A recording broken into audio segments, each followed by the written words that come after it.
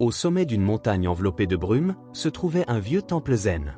Chaque matin, le vent faisait tinter doucement les clochettes suspendues au toit, comme si la montagne elle-même respirait. C'est là qu'un jeune moine nommé Taro gravissait les marches, haletant, le cœur rempli d'ambition. Il venait chercher les réponses à une question qui le hantait depuis des années. Pourquoi, malgré tous mes efforts, je n'avance pas? Taro avait étudié, travaillé, médité, mais rien ne semblait suffire. La réussite lui échappait toujours, comme une ombre qui fuit la lumière. Au bout du sentier, il trouva Maître Oshin, assis sous un pin centenaire. Le vieil homme observait le lever du soleil, immobile, les yeux mi-clos. Sans tourner la tête, il dit doucement. « Tu es venu chercher le secret du succès, n'est-ce pas ?» Surpris, Taro s'inclina profondément. « Oui, maître. Je veux comprendre pourquoi certains atteignent tout ce qu'ils veulent, alors que d'autres, comme moi, échouent encore et encore. » Le maître resta silencieux un long moment, puis se leva lentement, s'appuyant sur son bâton de bambou. « Avant de connaître le chemin du succès, tu dois d'abord affronter ses 3 plus grands ennemis. » Taro sentit un frisson parcourir son dos. 3 ennemis? Il ne comprenait pas encore, mais au fond de lui, il savait que ce voyage allait changer sa vie pour toujours. « Suis-moi, dit Oshin. Le premier ennemi se cache déjà en toi. » Et sans un mot de plus, ils s'enfoncèrent ensemble dans la forêt silencieuse. Le sentier serpentait entre les arbres, et la brume matinale rendait chaque pas incertain. Taro suivait le maître en silence, ses pensées se bousculant comme des vagues. Au bout d'un moment, Maître Oshin s'arrêta près d'un petit ruisseau. Il ramassa une pierre plate et la posa doucement sur l'eau. La pierre flotta un instant, puis coula lentement au fond. « Vois-tu, dit-il, cette pierre représente le doute. » Taro fronça les sourcils. « Le doute? Mais, maître, n'est-il pas naturel de douter parfois ?» Oshin hocha la tête. « Oui, Taro. Le doute n'est pas ton ennemi quand il te pousse à chercher la vérité. Mais quand il t'empêche d'agir, il devient une prison invisible. » Le vieil homme prit une autre pierre et la lança dans l'eau. « Chaque fois que tu dis « je ne suis pas prêt, je ne suis pas assez bon » ou « et si j'échoue », tu ajoutes une pierre à ton esprit. Et bientôt, ton esprit devient si lourd qu'il coule. Taro sentit un pincement au cœur. C'était vrai. Combien de fois avait-il abandonné avant même de commencer? Combien de rêves avait-il laissé mourir parce qu'il avait peur de ne pas être à la hauteur? Le premier ennemi du succès, continua Oshin, n'est pas le monde autour de toi, mais la voix qui murmure à l'intérieur. Tu ne peux pas. Le maître plongea la main dans le ruisseau et tendit la pierre à Taro. Tiens, chaque fois que tu doutes, regarde cette pierre. Souviens-toi que le doute n'est qu'une pensée, il ne devient réel que si tu y crois. Taro serra la pierre dans sa paume. Pour la première fois, il sentit une flamme naître en lui, la flamme du courage. Viens, dit le maître en reprenant la marche. Le deuxième ennemi t'attend, et il est plus rusé encore. Le soleil commençait à percer la brume quand Taro et le maître arrivèrent dans une clairière. Au centre, un grand arbre étendait ses racines dans toutes les directions. Sous son ombre, plusieurs jeunes moines dormaient paisiblement, leurs outils de travail posés à côté d'eux. Maître Oshin s'assit sur une pierre et désigna la scène d'un geste calme. « Voici le deuxième ennemi du succès, dit-il. La paresse. » Taro observa les moines endormis. « Mais, maître, ils ne font que se reposer. N'est-ce pas nécessaire ?» Le maître sourit. « Le repos est une vertu. Mais la paresse, elle, se déguise souvent en repos éternel. C'est l'art de remettre à demain ce qu'on devrait commencer aujourd'hui. » Il prit une branche et traça un cercle dans la terre. « La paresse n'est pas seulement dans le corps, Taro. Elle vit surtout dans l'esprit. Elle te murmure, tu as encore le temps? Ce n'est pas grave si tu attends un peu. Et pendant que tu écoutes, la vie passe, silencieuse. » Le vent fit tomber quelques feuilles dans le cercle tracé au sol. « Regarde ces feuilles. Elles étaient jadis pleines de vie, puis un jour, elles ont cessé de grandir. La paresse, c'est cela, le refus de croître. » Taro sentit un poids dans sa poitrine. Il se souvenait de tant de jours où il avait dit « Demain, je commencerai ». Et ce « demain » n'était jamais venu. Oshin se leva lentement. Le succès ne vient pas à ceux qui attendent que le vent souffle dans la bonne direction. Il vient à ceux qui rament, même quand les eaux sont calmes. Il posa la main sur l'épaule de Taro. Garde ceci en mémoire, la discipline est le pont entre le rêve et la réalité. Taro s'inclina profondément. Il comprenait maintenant, le doute l'avait ralenti, mais la paresse l'avait endormi. Viens, dit le maître. Le troisième ennemi t'attend. Et celui-là, détruit même ceux qui ont déjà réussi. Le chemin devint plus raide, bordé de rochers et de pins tordus par le vent. Le silence était lourd, presque sacré. Taro suivait le maître, le souffle court, le cœur battant au rythme de ses pas. Ils atteignirent un plateau où se dressait une grande statue de pierre, fissurée par le temps. Elle représentait un ancien guerrier, fier et invincible, le regard tourné vers le ciel. Maître Auchin s'arrêta devant elle. Voici, Taro, le troisième ennemi du succès, l'orgueil. Taro regarda la statue. Mais, maître, n'est-il pas bon d'être fier de ses accomplissements? Le vieil homme hocha doucement la tête. Être fier, oui. Mais se croire supérieur, non. L'orgueil est un poison subtil. Il te fait oublier que tu es encore un élève, même au sommet. Il montra les fissures de la statue. Regarde bien. Ce guerrier croyait être plus fort que le temps. Et pourtant, le vent, la pluie et les années l'ont brisé. Il pensait ne plus avoir rien à apprendre, alors il a cessé de grandir. Taro sentit le sens profond des mots s'enraciner en lui. Alors l'orgueil n'est pas seulement de se vanter? Non, répondit Auchin. Parfois, l'orgueil se cache sous le masque de la réussite. Il te fait croire que tu n'as plus besoin d'écouter, de t'améliorer ou de douter sagement. C'est un ennemi silencieux, mais fatal. Le maître se tourna vers Taro, ses yeux brillants comme des lames. L'orgueil te fait croire que tu as vaincu la vie. Mais la vie, elle, n'a jamais cessé de t'enseigner. Le vent se leva, soulevant un nuage de poussière autour de la statue. Taro, si tu veux connaître le vrai succès, souviens-toi toujours de ceci. Le plus grand ne cesse jamais d'apprendre du plus petit. Taro s'inclina profondément, les mains jointes. 3 ennemis, le doute, la paresse et l'orgueil. 3 prisons invisibles qu'il devait briser s'il voulait être libre.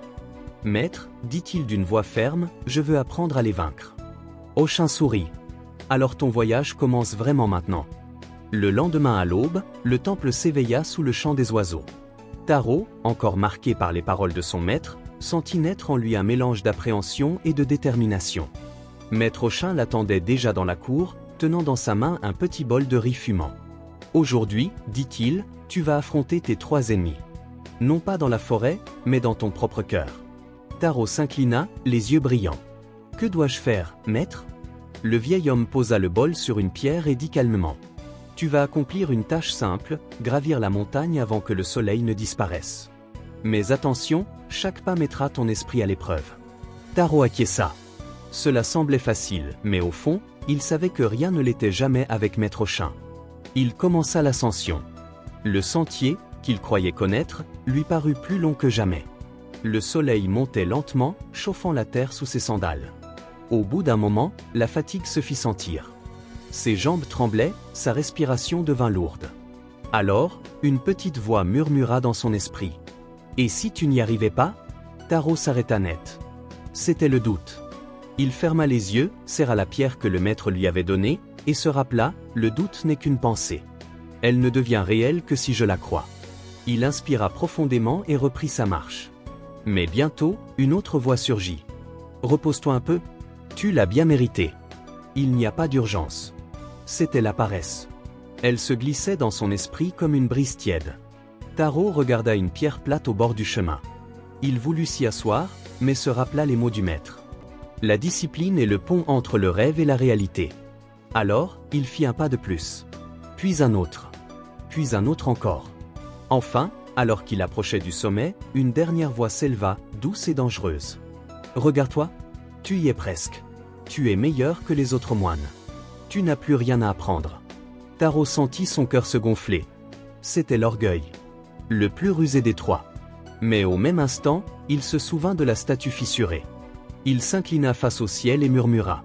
Je ne suis qu'un élève, et la montagne est mon maître. Alors, dans un souffle, le vent chassa toutes les voix. Le silence revint, profond, pur, apaisant. Quand Taro atteignit le sommet, le soleil se couchait. Maître Auchin l'attendait, le sourire tranquille. Tu as combattu tes ennemis, dit-il. Et tu as compris la première vérité du succès, il commence par la victoire sur soi-même. Taro s'inclina profondément. Ce jour-là, il ne triompha pas du monde, mais il triompha de son esprit. Un matin, Maître Auchin envoya Taro méditer seul dans la forêt pendant 3 jours. Aucun contact, aucune parole, seulement le silence et la nature. Au début, Taro se sentit libre. Mais bientôt, le silence devint lourd. Ses pensées se mirent à tournoyer, peur, souvenirs, doutes. Il comprit alors que la vraie solitude n'était pas l'absence des autres, mais la rencontre avec soi-même. Quand il revint au temple, le maître lui demanda « Que as-tu découvert ?» Taro répondit « Que l'homme qui ne supporte pas sa propre compagnie ne peut pas bâtir une vie solide. » Oshin sourit. « Tu viens de vaincre un autre mur invisible, la peur du silence. » Dans la salle du temple, Maître Oshin plaça un grand miroir devant Taro. « Regarde, lui dit-il. Que vois-tu » Taro observa son reflet, un visage fatigué, des cernes, mais aussi une lumière nouvelle dans ses yeux. « Je vois, moi, répondit-il. Le maître hocha la tête.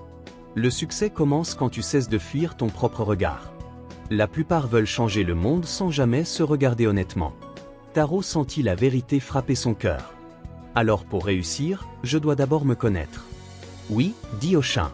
Car celui qui se ment à lui-même ne peut jamais aller loin. Taro s'inclina devant le miroir, en signe de respect envers l'homme qu'il devenait. Un jour, Taro observa les autres moines. Certains méditaient mieux, d'autres couraient plus vite, d'autres encore semblaient tout réussir sans effort. Un sentiment amer naquit en lui. Maître Oshin, remarquant son trouble, dit simplement « Le bambou ne regarde pas le pin pour savoir s'il grandit bien.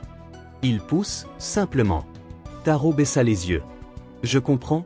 Je me suis perdu en voulant être quelqu'un d'autre. » « Oui, répondit le maître. La comparaison vole la paix et éteint la gratitude. Le succès n'a pas d'échelle universelle, chacun gravit sa propre montagne. » Taro respira profondément. Il cessa de regarder les autres, et pour la première fois, il sentit la joie de progresser à son propre rythme. Un matin, Taro aida un vieux moine à porter de l'eau jusqu'au temple. Le travail était dur, mais il ne se plaignit pas. En chemin, il s'arrêta et dit « L'eau est lourde, mais quel privilège d'avoir des bras pour la porter. » Maître Oshin, qui l'observait de loin, sourit. « Voilà la vraie richesse, murmura-t-il. La gratitude transforme la fatigue en force et le manque en abondance. » Taro comprit alors que le succès ne se mesure pas à ce que l'on possède, mais à la paix que l'on ressent en avançant. Les semaines passèrent, et Taro devint un exemple pour les jeunes moines. On le respectait, on l'écoutait. Peu à peu, sans s'en rendre compte, une petite fierté s'installa dans son cœur. Un soir, Maître Oshin lui demanda de balayer la cour, comme autrefois. « Moi » s'étonna Taro. « Mais ce n'est plus ma tâche. » Le maître sourit doucement. « Alors ton esprit est plus sale que la cour elle-même. » Ces mots le frappèrent comme un coup de tonnerre. Taro prit le balai, honteux mais lucide. En balayant la poussière du sol, il balaya aussi celle de son orgueil. Le succès, pensa-t-il, n'est jamais un trône, mais un chemin à entretenir chaque jour. Un jour, Taro voulut prouver sa maîtrise. Il tenta une méditation de plusieurs jours sans pause, défiant ses propres limites. Mais au troisième jour, épuisé, il s'évanouit. Lorsqu'il se réveilla, Maître Oshin était à ses côtés. « Tu as voulu vaincre ton corps au lieu d'écouter ton âme, » dit le maître calmement. Le vrai succès n'est pas de dépasser les autres, mais de se respecter soi-même. Taro baissa les yeux, honteux. « J'ai voulu être parfait. »« Et tu as oublié d'être vrai, » répondit Oshin. « Souviens-toi, Taro, même la flamme la plus brillante s'éteint si elle brûle sans mesure. » Ce jour-là, Taro comprit que la sagesse vaut plus que la performance. Après sa chute, Taro resta plusieurs jours en silence. Il observa le ciel, le vent, la vie autour de lui. Peu à peu, il sentit renaître en lui une paix nouvelle douce, stable, sans besoin de briller. Un matin, il dit au maître « Je comprends maintenant. Le succès n'est pas d'arriver en haut, mais de monter avec le cœur en paix. » Oshin sourit. « Oui, Taro. Quand tu ne cherches plus à être le meilleur, tu deviens enfin toi-même. Et c'est là que la lumière intérieure commence à grandir. » Taro s'inclina profondément. Il n'était plus le jeune moine pressé d'autrefois, il était devenu un homme éveillé. Des mois plus tard, Maître Oshin demanda à Taro de redescendre au village pour y vivre quelque temps parmi les habitants. « Pourquoi quitter le temple » demanda Taro. « Parce que la sagesse ne vaut rien si elle ne sert qu'à soi-même, » répondit le maître. « Descends, et partage ce que tu as appris, non par des mots, mais par ton exemple. » Taro obéit. Au village, il aida les enfants à étudier, les anciens à porter l'eau, et les voyageurs à trouver leur chemin. Les gens ne voyaient pas un moine supérieur, mais un homme simple, bienveillant, profondément humain.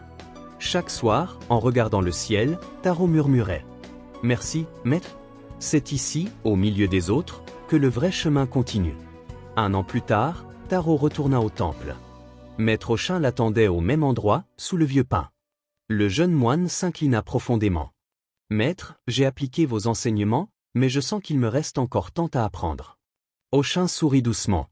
C'est le signe que tu as compris. Le succès n'est pas un sommet, Taro, c'est un chemin qui ne finit jamais. Il posa sa main sur l'épaule du disciple et dit. Les trois ennemis, le doute, la paresse et l'orgueil, ne disparaissent jamais totalement. Mais toi, tu as appris à les reconnaître, à les dompter, à les transformer en sagesse. Taro sentit une chaleur paisible envahir son cœur. Alors le vrai succès, maître, c'est la maîtrise de soi? Non, répondit Oshin avec un sourire, c'est la paix avec soi-même. Le vent se leva doucement, faisant tinter les clochettes du temple. Et dans ce silence parfait, Taro sut que sa vie venait vraiment de commencer.